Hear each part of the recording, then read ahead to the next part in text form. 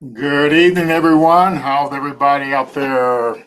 We're all excited tonight because we're going to be uh, got a great presentation lined up for you, but we're also announcing our pitch competition. Lloyd Jr., if you come on stage here, we can kind of get going with the program. Hello there. Hello, everyone. How you doing? All righty. Two Lloyds at one time. I want to welcome everybody. There's always a method to the madness, and the backstory behind today's program is that back in 2016, I was preparing for a pitch competition down in Miami. I had got selected for the Power Moves boot camp, and so the neat thing was it was all expenses paid trip down to the Miami Beach in the Fontainebleau. I think the rooms were like $307 a night plus a ridiculous fee or whatever. But anyway, so I had recently did a pitch where my pitch was like 7 minutes, and so at this particular boot camp, the pitches were going to be 4 minutes or less. So I was trying to figure out how to cut my pitch down, and I was, fairly stressed out. And Lloyd Jr. was living in Miami at the time, so we were talking, and I was trying to go through the thing of remembering my, trying to actually get the script, redo the script, and plus trying to do the memorization.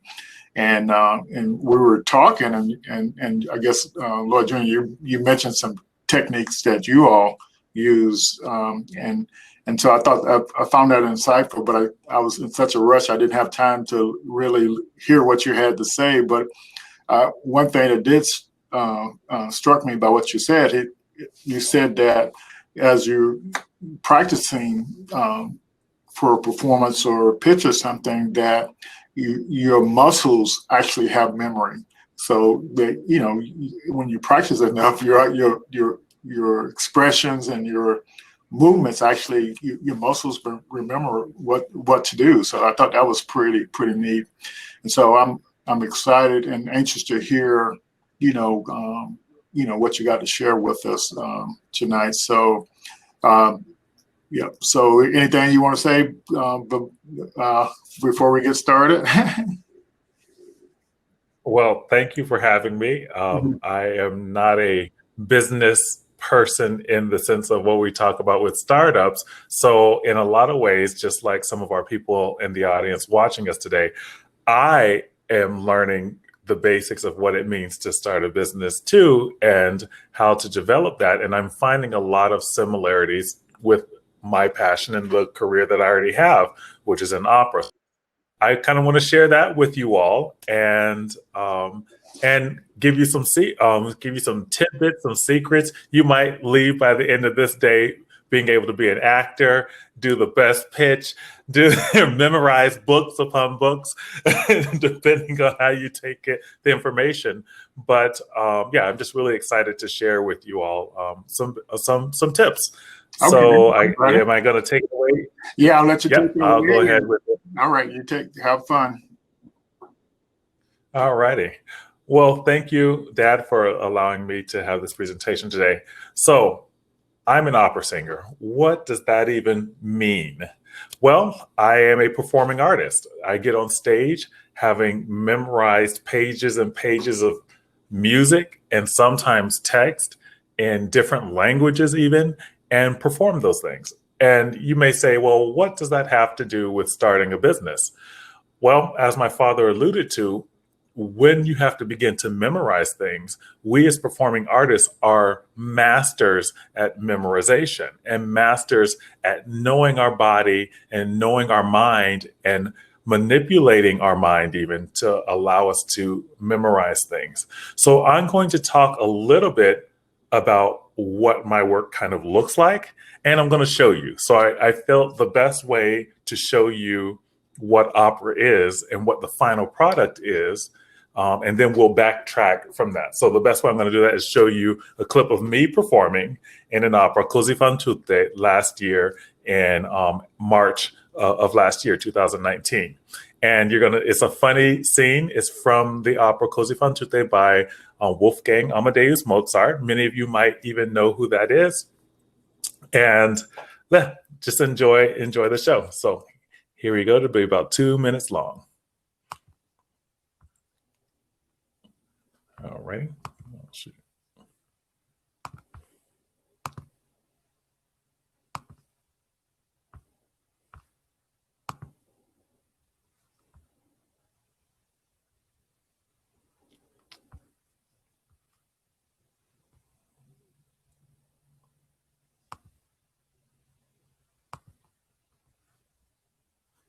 Mm-hmm.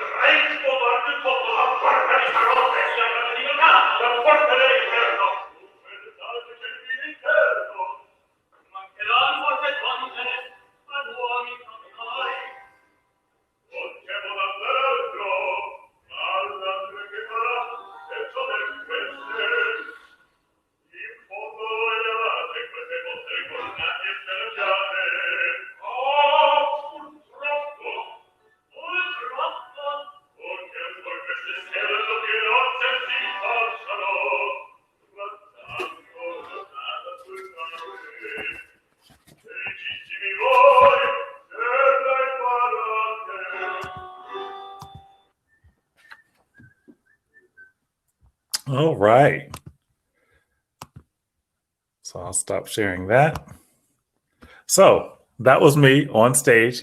Yes, I know I had a lot more hair, had a costume. That's a part of being on stage and telling a story is developing it one step at a time. So one of the things I want to begin talking about is developing a story. Così fan tutte that you just heard was written in 1789 by Wolfgang Amadeus Mozart. He collaborated with a friend named Da Ponte, and Da Ponte wrote the story of Così fan tutte.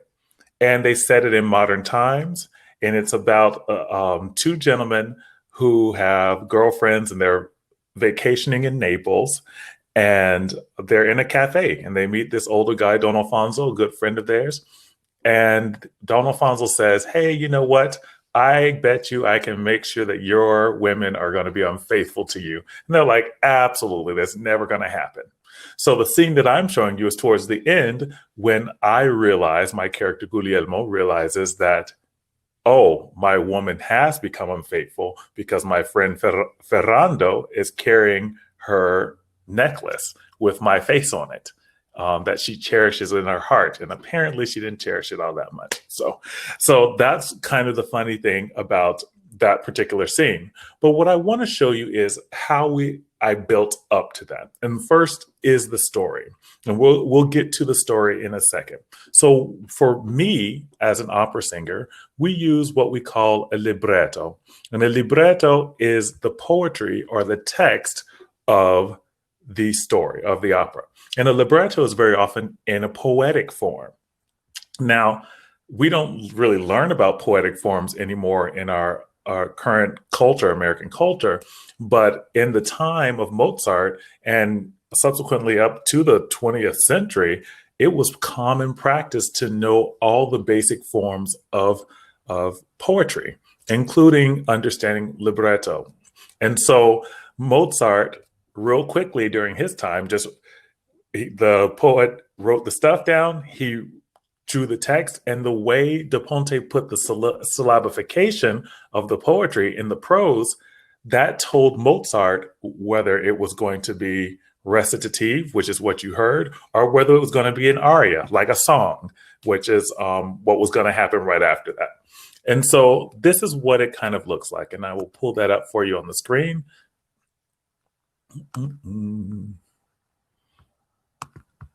And it's going to be of the specific scene. And so this is scene 13. And if you can look at it, on the left side, we have the Italian text. And conveniently, with the technology, we have the English text. So you can literally read what I was singing in English. And it's important for us as opera singers to be able to translate and understand these different languages in order to know what's kind of going on. So you can see that every time you see Guglielmo, that is my character speaking. And so here's the entire scene that I had memorized. This is only one scene in the entirety of the opera, which is, if you saw in the video, the opera was about 2.5 hours long.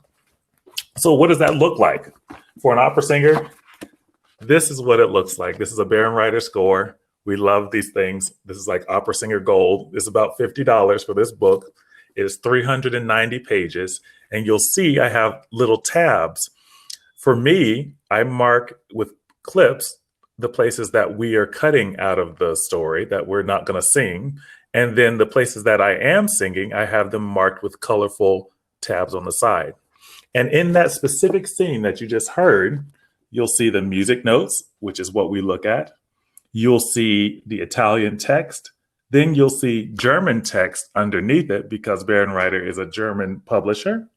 And then you'll see underneath that my chicken scratch of handwriting, which is my literal word for word translation of the entire scene. And yes, I literally word for word translate the entirety of what we are going to perform on stage before I go on stage. So I want you to see that when we come on stage and you see that final product, that is months of work behind the scenes just to do a particular show. This show is in Italian, and so we have to work in that way in order to build something into our repertoire to understand in our bodies what music is all about. So for pitches, you need to have a story. And so what does your business say? What is the story of your business? I have a cheat sheet that I've developed for you all that I'm going to share with you. And the first step of that cheat sheet is how to develop a story. And the first level of that is tell the story in a way your audience will best connect with it. So Da Ponte, when he wrote his libretto, Da Ponte wrote it for modern time because remember, it was written in 1789. And Mozart's Austrian. So how does that factor into this story? Well, in 1789, the Austrian monarchy was in control of what we know as present-day Italy. So Italy wasn't in control in the way, and it didn't look the way that it does today. And so Austrians actually ran the government in the Naples area of Italy, where Guglielmo and Ferrando and their girlfriends are currently at. So that builds already a sense that Mozart was writing a story for his time. This story is kind of like the Sex in the City of 1789. Basically, they meet at a coffee shop. The first scene's in a coffee shop. We would equate that to like a Starbucks today, and they're having some bro time. So building that context is really important. In your business, you have to build that same way. How do you do that? Well, one of the tools that my father is always talking about for startups is the lean canvas model. And the lean canvas model looks a little like this. And I'll show you what, bring that up on the screen for you as well. So this is the lean canvas model, and I'm using this directly from the creator of the lean canvas's website called leanstack.com. And it helps you build your business by answering the parts of your business that tell the story. So the very first one, which doesn't have a number on it, is who are your customers? Who are you telling the story to? In the same way that Da Ponte and Mozart were writing for their wealthy patrons to tell a funny story, is in the same way you have to say, what is your pitch? What is your business idea about? Then you have the problem. The problem for us in stage and performing art is always the drama. That is the drama of the story. So you're looking for what problem has to be solved. What is the solution? So you see that comes up next here. So number 3, we talk about revenue streams and stuff like that. That's important to note. But building a story, you want to know what the solution is, what the moral of the story will be. And then these key metrics is, how are you going to develop those things? What are the scenes of your story? You saw that when I shared the libretto, we were in scene 13 of Act 2. So that means we have built up a lot of scenes to get to that ending portion and to get to the crux of the story, because now all the girlfriends have betrayed their boyfriends. And now we're going to get down to the crux, the moral and the meat of the story. So you use that by answering these things like the key metrics. What is the unique value of your story? Why is your story different than everybody else's? You know, I think one reason that makes Così fan tutte so different from everything else is that as an opera, the songs aren't very long, and it's more like a play that happens to have music to it. And so it has this unique ability just to be comedic. And when things are written in a recitative or in a speaking like way for music, it allows the performer to have more flexibility. So in that way, that's your unique value proposition, is how are you going to tell that your drama and your story and your pitch in a unique way? And your unfair advantage, as well as the different ways you're going to do it. Are you going to do it on stage? Is it going to be in an opera house? Is it going to be at a train station? Is it going to be at a gym? You know, what are the different scenes? So those are the kind of things you want to help to build your story. Now, you also have to think a little mindfully. Everyone always faults artists that we're the most unorganized group of people, but that's not necessarily the case, believe it or not. We actually are pretty adept at understanding what is it going to take for us to create the best possible art piece at the end of everything. So we have to know how much it's going to cost in time for us to do the pitch, time for us to tell the story, and we have to know where we're going to get funding from and sustain ourselves throughout the rehearsal process. And so as an opera singer, like I said, I start learning these roles from 6 weeks up to 3 to 5 months ahead of time, depending on how big the role is, to get it into my body, to get it into my voice. And so when you're working on a pitch and an idea, you have to spend the time to really get to know the details of your idea. And if you don't know, you go and research. So for me, I am an American, grew up in America. I have to know the resources and the dictionaries to translate Old Italian that has different etiquette forms. We don't even have etiquette forms in English, but in Italian, they have etiquette forms. So there's a proper way to speak to dignitaries, and then there's an informal way to speak to dignitaries. All of those little things are a part of language. and help me tell the story better. So as you saw when I was performing in the video, there are times where I wouldn't sing and I would just speak it or yell it. And then there's times when I'm fully present and I'm fully singing the actual notes that are on the page. And that's the freedom that you have when you do a pitch. If you watch Shark Tank or something like that, for example, you begin to see that these people are able to tell these incredible stories about their business. They're able to rattle off all their statistics. And they're like, well, how did they memorize that stuff? Well, one, they lived it because they actually had to do business for a little bit to even be on Shark Tank. They had to do, to build the product and build what the product is going to be. So they've done a lot of the physical research. So in that same way, when you're pitching your idea, you have to do a little bit of research about it so you feel connected to the idea. And that's the biggest aspect of telling your story, is that you feel connected because it's a human story about something that's real. This is not fictitious. This is not just, plug and play kind of work. This is real connective work, even in business. In a story, so we've talked about telling a story the way the audience will receive it. Defining where the problem or the drama is would be the second step to developing the story. Where is the climax in your story? And finally, the fourth level is, what's the moral of your story? What's the purpose of your business being there? And the lean canvas model will help you and assist you to do that. So that's the first step. I want to open it up for maybe a couple of questions. If you have any questions about what you saw or about what I've been talking about so far before I move into memorization. And you can just go ahead and type it in the chat on to the right. You can type it in the event, or I prefer it in the stage chat because then I can see everyone's thing. Like Brian put his in the stage chat saying thanks for the session tonight. So we appreciate you being on Brian. So thank you so much.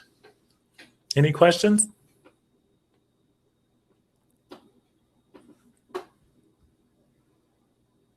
No? Well, remember, we will have time. I will leave about 10 to 15 minutes toward the end to make sure that there's enough time to ask questions about memorization or anything like that. Oh, I see Carlos popping in. You're welcome, Jim. I appreciate it. You're welcome, Dr. Wimborne. Thank you. I'll keep on going then.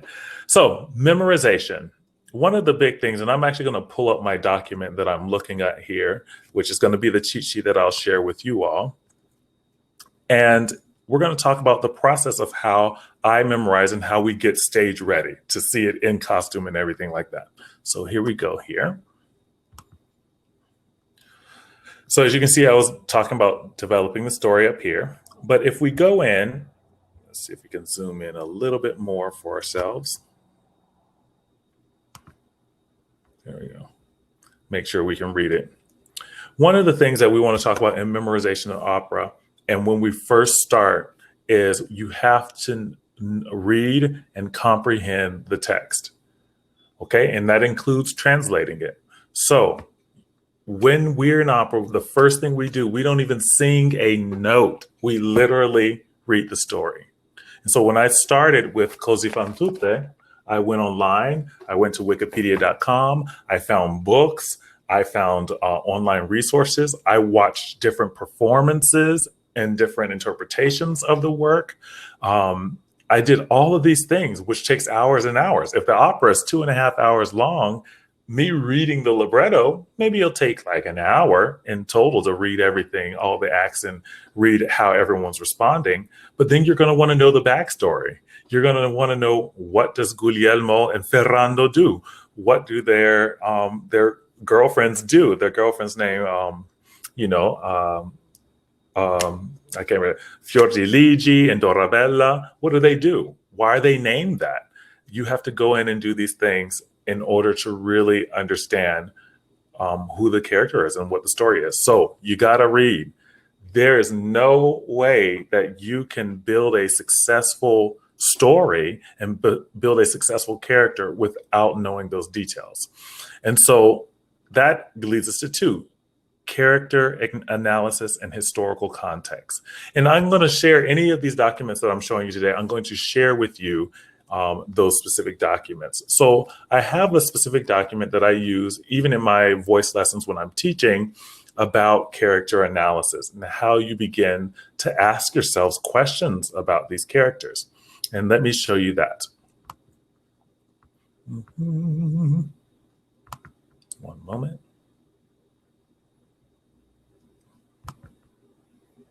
This takes a little bit of time. I apologize. Where's my character analysis? Here we go. So, character analysis. This is a larger document, but I'll definitely link it to you. This is one section of it because I want to talk about the easier aspects. So when I say, like, my character is Guglielmo in the opera, these are some of the basic questions that I begin to ask myself after reading the story and after researching some context behind why the story was taking place, why it was written, that kind of thing. And one of those questions, the first question is, who am I? Okay, I'm Guglielmo. I'm about in my 20s.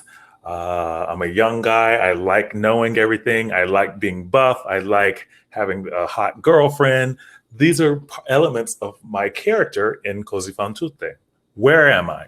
Like I said, I am in Austrian-occupied Italy in 1789 at a cafe. And then my girlfriends are supposedly from out of town because it says they're vacationing in Naples with us. So they've come to visit us there. So I know I'm in Naples, Italy, which I have actually been to. Thank you, Natalie. And I have, and I'm a young guy. So now we know we're in Austrian-occupied Italy. What surrounds me? So what can help us with that is where the scene is taking place. So if the synopsis of the story says that the scene is taking place in the garden, or in this particular place, it does say we're in the garden, which means like a park in that time. So we've kind of found ways through the bushes and trees to isolate ourselves to have these little conversations while our girlfriends are on another part of the garden. So it's a really cute way that a stage director can kind of change the scene to make sure that we're in different aspects of the garden. What time is it? So it can be as clear as the time of day, the hour of day. In this particular story, the funny thing is it takes place in a 24-hour period. So imagine some guys are in the afternoon, they're at the coffee shop having a good time, having a conversation, and they make this bet. The next day they come in and they tell their girlfriends that they're going to war and that they've been called to go to war. So now we know Guglielmo and Ferrando are in the military. They go to war, and they make this whole thing up about them going to war, only to find out that they're just going to go have a little quick costume change and become Albanian pirates. So when you ask yourself, why am I dressed so ridiculously? It's because I'm a pirate in this particular scene, and I'm supposed to be wooing my best friend's girlfriend. And he's doing the same to my girlfriend. And so we're testing each other to see if they'll crack. And by the time mine cracks, as you saw in the scene, I kind of lose it. So, so that's the kind of time frame we're talking about. But then in the larger context, we know it's in 1789, like I said. What are the given circumstances? I've just explained this to you. What is my relationship? I have to know my relationship with every character that's in the story. So my girlfriends both have, a maid, because these people are fairly wealthy. And so their maid Despina is helping Don Alfonso, the old guy, hatch his whole plan to show that he's right. Okay. What does my character want? What does Guglielmo want? He just wants a hot girl and he wants to be perfect in the perfect relationship. Truthfully, that's kind of what he wants. And he thinks that everything is good and faithful. So he doesn't change anything. What do I want? Okay. What's in my way? So what are those obstacles? This competition, this bet is in the way. And we all, through this bet, learn a moral lesson. So what do I do to get what I want? Kind of be a butthole, but that's okay. So we go through these stages, and these are 9 simple questions. I'll just scroll up a little bit for you so you can see actually what a more detailed analysis can look like. So you can see that there are a lot of questions that you can begin to ask. And actors and performing artists use these things. There's another character analysis down here at the bottom. It's a great resource if you're on the stage where you can fill out a character biography, even filling out these details. And this is something I do for every role that I sing, English or any other language. So that research, let me stop sharing that there and go back to our zoomed in thing here. 1 second. And I do see your questions, so I will address them shortly once I get through the thing here. So that's step 2. Look, on steps 1 and 2, you could spend days, weeks on, depending on how much work that you have to do. Now, luckily for you all, when you're doing pitches, it's only like 2-3 minutes. So that's a whole different thing, or maybe up to 10 minutes. But the research that you do behind the scenes is what prepares you to be succinct about it. The third step is learn the notes and the rhythms. And what we mean by that is this wonderful book here, where we get to learn those notes and rhythms. We literally ta-ta, ti-ti-ta our way through this. Then we speak, sing these things in rhythm. Then we work on interpretation of that. So you see in steps 4, we have to break these down into little chunks. I can't just start from page 1 and then just go, let's speaking it slowly and yada, yada, yada. I have to take scene by scene, or maybe a couple pages at a time in order to get through this chunk. You don't just start and just open it up and go. You have to start by digesting it in smaller chunks. And so what learning the notes and rhythms is literally plucking out with your piano, do, re, mi, fa, sol, fa, mi, re, do, whatever the notes are in the thing. And then when you get to the memorizing aspect of it, once you know what the notes are, you generally kind of just like, okay, that's how the song goes. I get it. Then all of a sudden you get to the memorization aspect of it. And the memorization aspect of it is the most repetitive aspect of it. There's no way you can memorize something that you're going to show on the stage without repeating it over and over and over again. So what speak singing kind of looks like when I say speaking the text, I will literally speak the text in rhythm. So if I take I'll just take a line out of here.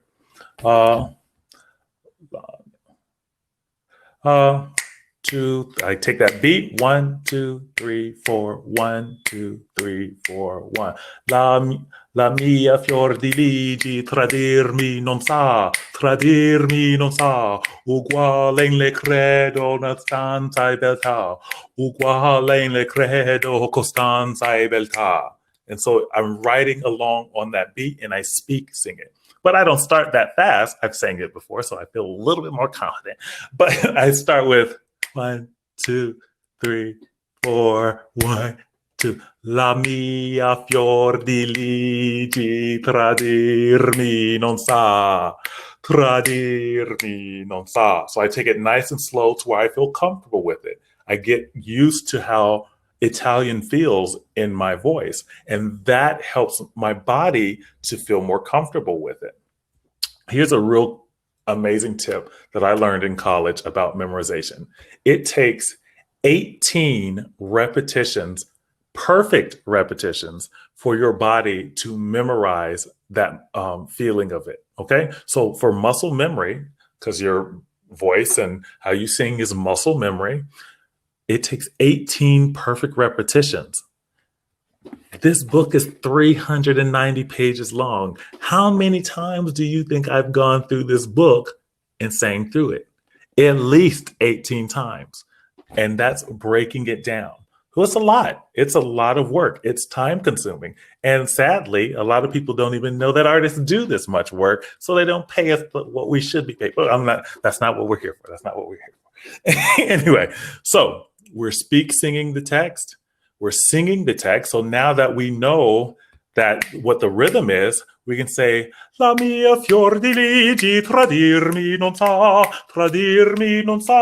uguale in le credo, costanza e beltà, uguale in le credo, costanza e beltà. And now you can add those notes in there. So once you're able to do that and you've repeated it enough times and you feel comfortable with it, then you got to keep doing it. You got to wake up every day and devote a little bit of time to working on those sections that are difficult for you. Now, step 5, and this is a critical step to understand, is adding emotive context.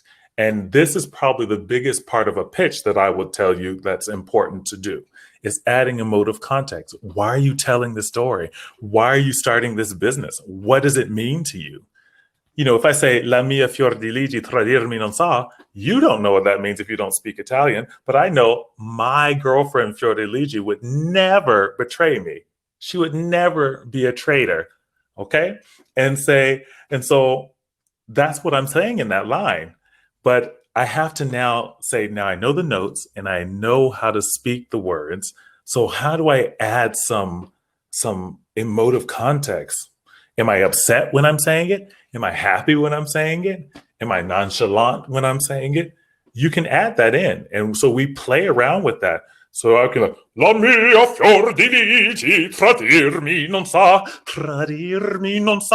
uguale in le credo, costanza e beltà, uguale in le credo, costanza e beltà. You know, and then you have the sense of it just being easy and effortless. And it gives the viewer a sense of like, wow, they're really talking like we normally talk.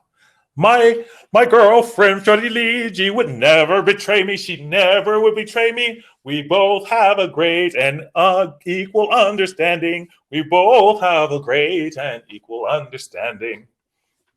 And that's only a little context of it. And then you have some connection. And that's one of the little things that we do too, is that if we sing it in another language, we'll translate it and sing the English version of what we're saying in that text. That's a little thing. So emotive context is building that in and playing with it a little bit so that way you can feel fully connected personally to the story. And that music that I was singing is kind of right here. So you can see that there. Now, after you've done all that, that's when you are ready to go to rehearsal. And the rehearsal process is, I'm going to stop sharing here. When you're ready to go rehearsal, that means that's when you go to the first day of work. So you go in and you meet all your castmates for the first time. Thank you, Natalie. Yes, pay the artist. You know, you go in for the first day, you meet everyone for the first time. You don't know what anyone sounds like unless you've heard a recording of them or you've worked with them in the past. And they are all their respective characters. And you pick up the book and they say, okay, we're going to sing through the opera now. That's the first day of work. You get in and you just sing through the opera. And in that moment, you have to be able to fully be able to perform. No nerves, no nothing. And the only way that you get through that is by feeling like, oh my goodness, I've done the work. I know this inside and out. I know what Fior di Ligi is going to say when I say X, Y, Z. I know Ferrando's going to do this in this scene and that scene. I know what the story is. And so you start the first day of rehearsals and they do a musical rehearsal and you just sing through it. And that's when the conductor will say, this is how I want you to sing it. Because remember, an opera has an orchestra behind you of about 70 people. In this particular thing that you saw, it was on maybe an ensemble of like 6 people. But normally orchestras have 70 people. All of those people are looking at the same kind of music as you are to stay together. So an opera singer is now leading this group based on the drama and following the conductor to make sure that they're in the right tempos that they've rehearsed. Then what we have is then we go into what we call a staging rehearsal. And then the staging rehearsal, it adds that other element after the first rehearsal, which is the physicality of the performance, where they show you where you have to walk, what the stage director wants it to look like. Okay. And so you may have ideas of what the character is supposed to be, but then someone else might be like, well, we're setting Così fan tutte in a diner in the 1960s. And you're going to, it's going to be like Grease Lightning. So you're going to be like lead guy in Grease, like John Travolta in Grease. And you're going to have your girlfriend be like the lead girl in the cheerleading squad. And that's what the look is going to be like. And so all of a sudden you're going to be like, well, it's not taking place in a cafe like Mozart and the Ponte wanted. But you can't be like that. You can still know the crux of the story and interpolate it into a different setting. And so they show you how to move on stage. And then once you know your general blocking, which is what we call that, blocking when you know where you have to move on stage, then you have to add your personal element of the character into that blocking.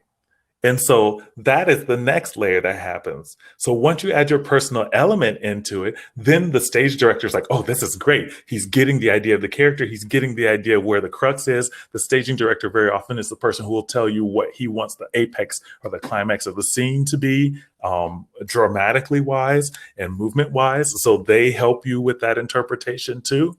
And then finally, you have Tech Week. And Tech Week is the week before a show comes up.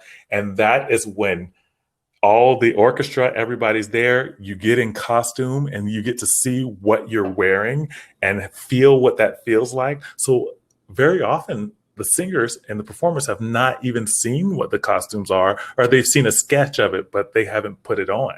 And so this is their time to actually get comfortable with the costume. And back in the 1790s, men wore heels. So, you got to put on these Cubans or these, low-rise heels and know how to move on stage with those things. Sometimes the costumes are a little tight or they wear things that we don't wear anymore. So you get comfortable with that and that helps you fully dive into the character. Then the makeup comes on, the lighting happens, and that's when the show becomes outside of your hands. And for an opera singer, when the show's outside of your hands, that's the lighting and the stage movement and the scene changes, because we never see what the final product looks like. Only the audience does. And that's the beauty of live performance. So that is the full element. And then we get to the video where you see me performing and moving around. That's where you get to see that full thing. You've rehearsed it hours and hours in a week. For some, usually production times when you're meeting with the cast is about 6 weeks from the time you come and do music, staging rehearsal, the week of tech to the performances. And the performances in opera are not like musical theater, because musical theater is a little less taxing on the voice. Yes, and you're absolutely right, Dr. Wimborne. Those costumes are hot.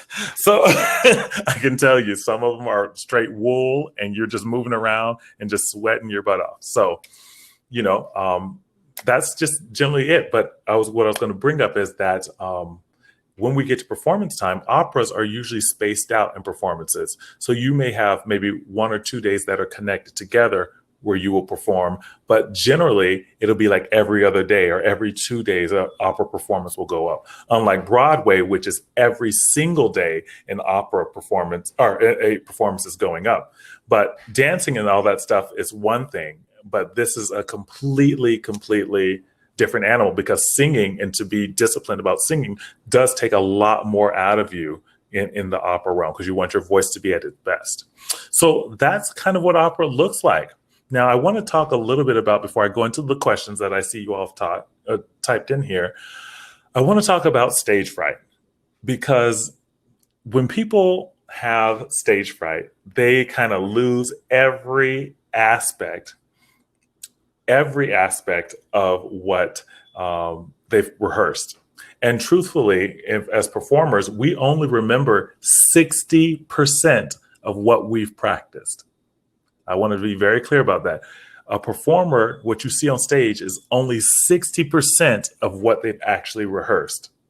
So what that means is, if you are really doing a great job, that means in the rehearsal, when you're in the practice room, when you're by yourself, when you're devoting that time, that is when you're getting it right. And you've gotten it right. You don't wait to get it right when you're in front of the pitch judges. You don't wait to get it right when you're finally in the costume for the first performance. That's too late because your body won't be ready. Your mind will have too many things to think about. It will just be too overwhelming. So the best way, the best antidote to stage fright is do the work, and do the work to where you feel comfortable with the work. And for pitch competitions, that means you've developed, you know what your business is. You've researched your ideas to the umpteenth degree. You've met with people, you've networked with people who do the same thing. You've stalked their websites to see what they're doing and why they're creating it. You've learned those things, so you know what details set your business and your company apart. And that way, when I get on stage, for me, that means Guglielmo is the way that Lloyd would do it. And I have little eccentricities about the character that I would do. But you don't necessarily need to copy those things. You're just seeing my interpretation of it. And that's why when you go to a Broadway show, an opera, a play, and you see different people doing the same similar characters, they have their own nuance to it. And that's what it's all about, is having your own nuance. People want to see you, your genuineness. So with that being said, I'm going to go through and kind of look at some of the questions that you all have asked, and I'm looking at them through the stage. So if you haven't posted them here, then definitely try to copy it over. So we'll start with Jim. He says, really interesting talk. How do you fund the learning? How do you fund the learning process in the arts? Have you completed a lean model canvas on your brand as a musician? So the short answer to that is no.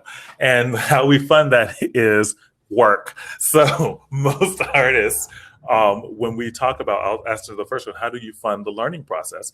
Most artists have other jobs. I have never, since I've graduated from my bachelor's degree from the University of Miami in 2006, I have never had just one job as a performer. After I graduated, I started immediately working at Florida Grand Opera in the ensemble, and I was still working full time, doing worship leading and stuff at a church and running the ministries at a church. And then I would go right afterwards, and I would be in rehearsal from 7:30 to 10:30 every other night of the week. So most musicians and artists that you see on the stage have multiple streams of income. That's just how it is in the United States. If I, however, were in Germany, I literally could become a house artist, and at an opera company, I audition, they love me.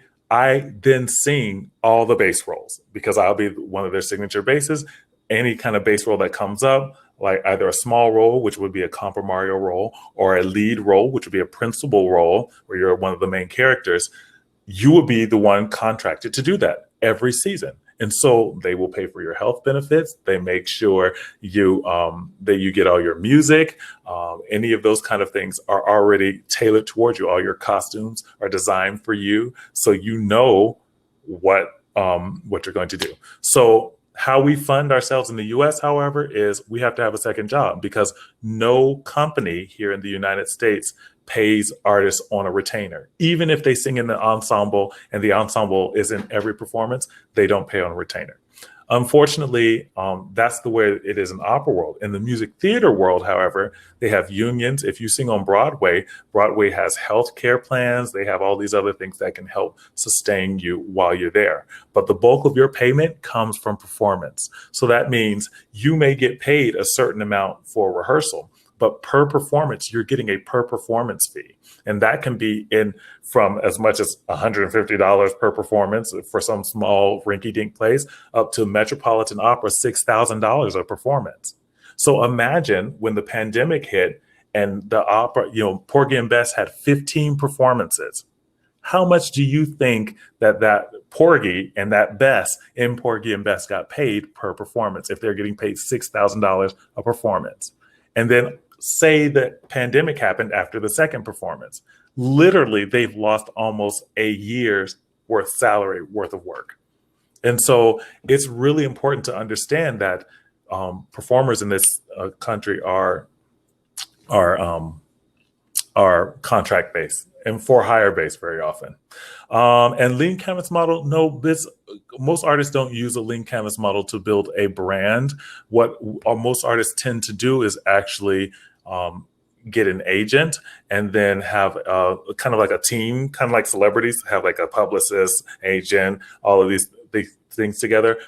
Singer has to be kind of like that. So you have your voice teacher, you have your voice coach, and they're the ones getting out there telling you what roles you should be performing, what you should be doing, and which auditions. And your agent helps you get the auditions that you need to be doing. So that's how that comes. So that was a long answer, so I apologize for that, but hopefully that helped you a little bit more. Dr. Wimborne asked, do you initially read the story in English and then when moving further along, learn it in a foreign language? Well, I actually originally read the story. Yeah, I'll take like the website I showed you, I'll take it and I'll read the whole story in English. So I fully understand kind of what the context is. And believe it or not, that's a poetic translation. So then I have to go back and now translate it in the way that I would understand it, because we have to also know the nuances of the language. And if you don't put in the time to translate word for word and understand the nuance of a particular scene, it won't translate well. And then you just kind of look like an American trying to act like they know what they're talking about, but they don't know what they're talking about. Vercel says, Lloyd, you're obviously very intelligent. Thank you. How many different languages are you fluent in? Believe it or not, I'm only fluent in English. Any other languages that I sing or speak in, I know partially. So the other language probably that I best know is Japanese, because I was an exchange student in Japan. That's a story for another day. But Italian, French, German, I've taken classes in all of those. I was in Austria for a month to do a German intensive. When I was deployed in Djibouti, Africa as a Marine, I brushed up on my French to make sure that I could speak to the orphanage kids who all spoke French, because it was a French occupied country. So I have some of my personal skills and facilities of pronunciation in language because of those experiences. Yes, yeah, we talked about those costumes. Vercel says, let's see here, Lloyd, unlike an opera, in a pitch competition, the judge asks questions after you pitch. That is more of the reason to memorize all the elements. And absolutely right. And you need to know your story inside and out. If there's anything that I should hone in on in this conversation, is that know your pitch, know your story, know without a shadow of doubt why you're doing what you're doing. Otherwise, people are not going to buy into it. And you want to be that persuasive when you get up there. So last few things, let's see. She says, preparation always wins approval from, this is Dr. Wimborne, preparation always wins approval from yourself and others who will hear you. Pitch it right. Absolutely. And Jim says, finally down here, the most concise advice for entrepreneurs ever: do the work. Thank you. Yes. Quote me every which way about that, Jim. I appreciate it. So that's my presentation. I know it's a lot of talking. I could literally talk for another 3 hours about this, but I'll let you take it on. There's actually one more question, but I want to comment on Vercel's question a little bit, and basically that pitch, that story, your connection to your product or service or solution. So you have to have some connection to it. And so that means you know what you're talking about. And so there's always, you feel uncomfortable, but that's what you have to do is you have to show the judges that you know the industry that you're in. And so it's only one way to do that. You have to get familiar with the industry you're in. But I think what I really want to say is, if you do your storyline right, you will, and you will answer most of the questions that the judges will have. But I've had this same feeling of thing that Vercel's asking the question about. But one way that the best way to prepare now, I think is you look at a lot of pictures, because like Hop and all these platforms, you can actually watch the pictures. there's hundreds of pitches going on every week. And so you can learn what kind of questions the judges ask, so you can actually, that's that preparation, getting prepared, because you can't know every question they're going to ask. But if you know your industry, you can relate to the question that's being asked. And go ahead. I just wanted to say, too, in regards to that, part of knowing your story is also, when you join a competition, know what the goal of the competition is. We singers have to do competitions, too. And we know they'll tell you, like, we're looking for young singers between 20 and 29 who have an outstanding world-class talent. So if you go into that competition as a singer and you're 22 and you sing a mediocre Fior di Legge, then I'm like, okay, bet. Good on you. Come back next year. If you go into that competition being 29 and sing a great sounding, Guglielmo, they'd be like, okay, well, that's good. That's good. But if you come into that competition at 24 singing an incredible Brunhilde that they wouldn't even expect you to sing, you're going to move on in that competition, because they've told you that they want the youngest and the brightest talent, not just decently young and okay talent.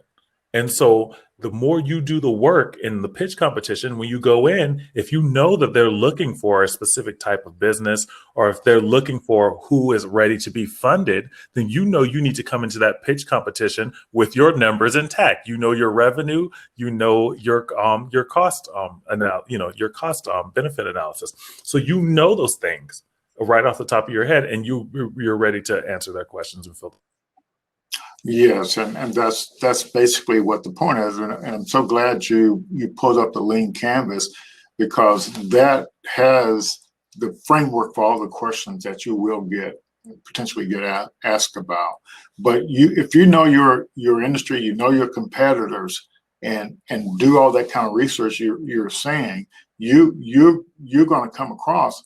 And so the question that Carlos had, he's working on an idea related to bullying. So he said, how do you make your bullying story relatable? And so I can start off trying to answer that. So when you're pitching, the people will actually want to know your story, and how your story relates to this product or service and the solution you have. And so you have to come up, why is bullying important to you? You have to relate it. So I'll give you an example. I was doing a pitch, preparing for a pitch, and so one of the things our solution can do, it can kind of give real-time information. Like when somebody pulls out a gun, the software can actually recognize the gun, or it can give you time to react, because it can alert you that something is going on. And so the question was, why am I doing this solution? And so I tell the story. I say, you remember the nightclub shooting down in Orlando. I say, well, my niece, she was actually supposed to work that night, but she didn't go to work that night. She could have got killed. That's one of the reasons why I'm doing this story, doing this product or service. So another example was, Natalie was flying through Istanbul, and just before the bombing, you say, I'm doing this because we want to keep our family safe. You want to keep your family safe. So you connect. You have to connect your product or service to you, and make it more personable. I actually also want to bring up too, very often when you're talking about something like bullying, when people experience bullying, they feel like it's just them that are experiencing it in the way that they're experiencing it. And there's a certain truth to that. You are the only person experiencing it in the way that you're experiencing it at that moment. However, most people can relate in some way to bullying and what that effect has on it. So, Carlos, when you are telling your story and making your bullying story relatable, part of that is how does your bullying story change your life? What what things did it shift at that moment you were bullied, or just after that moment that you were bullied, that you can share with people? Because very often that's the catalyst that builds onto the story. That's the thing that starts that story. So if you were thinking about bullying and telling your bullying story, one, be vulnerable. You have to be willing to tell the parts that are hard to speak about, because that's the crux of what people need to hear in order to feel confident and secure and to trust your story. So if you're not really going to the depth of what your story is and telling the truth about it, then others will hear it, but it won't really impact them, you know? And so the impactable and relatableness to your story deals with you being vulnerable and telling your story and being able to realize that when people are hearing your story, they're translating it for themselves. They're not necessarily critiquing you and your story, they're translating it for themselves. And two, lastly, be hopeful and always have a sense of hope about telling that story. It's like, show people what the positive end came out of that bullying experience, because there's two sides, multiple, more than two sides sometimes, that come out at the end of the story. And that's kind of what I was talking about with more the moral of a story, so to speak.